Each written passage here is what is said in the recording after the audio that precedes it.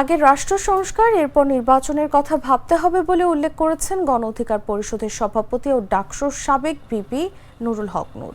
রবিবার বিকেল 4টায় পটুয়াখালী শহরের তিনপট্টি এলাকায় জেলা কার্যালয় প্রাঙ্গণে এক আলোচনা সভায় এই কথা বলেন তিনি।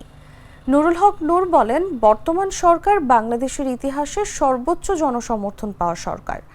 ডান বাম বিএনপি জামাত সহ সব রাজনৈতিক দলে সরকারকে সমর্থন দিয়েছে। অনেক জায়গায় সেনাবাহিনী ও আইন শৃঙ্খলা রক্ষাকারী বাহিনী চাঁদাবাজ মাফিয়াদের দমন করছে, তাদের ইনকাম বন্ধ হয়ে যাচ্ছে। নিজেদের অবস্থান ধরে রাখতে তারা দ্রুত নির্বাচন চায়, যাতে তড়িঘড়ি করে ক্ষমতায় বসে আবারও ফ্যাসিবাদ কায়েম করতে পারে। অন্তর্বর্তী সরকারের প্রতি আহ্বান জানিয়ে তিনি বলেন, কোনো বিশেষ রাজনৈতিক দলের প্রতি গুরুত্ব না দিয়ে দ্রব্যমূল্য নিয়ন্ত্রণ ও আইন শৃঙ্খলা রক্ষাকারী পরিস্থিতির উন্নয়নে নজর দিতে হবে। জনগণের ক্ষোভ বাড়ছে, প্রশাসনের অনেকেই আবার মাথাচাড়া দিয়ে উঠছে, সেদিকে লক্ষ্য রাখতে হবে।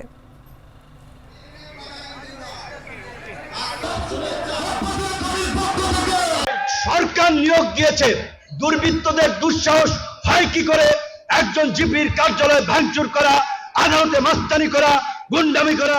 তাহলে কি আমরা আবার আওয়ামী লীগের আমলে যেই পরিস্থিতি ছিল সেই পরিস্থিতির দিকে যাচ্ছি?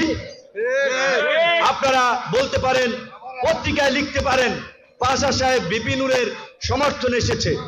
এই বাংলাদেশের এই গণ অভ্যুত্থান এবং গণ আন্দোলনে ভিপি নূরদের অবদান আপনারা অস্বীকার করতে পারবেন?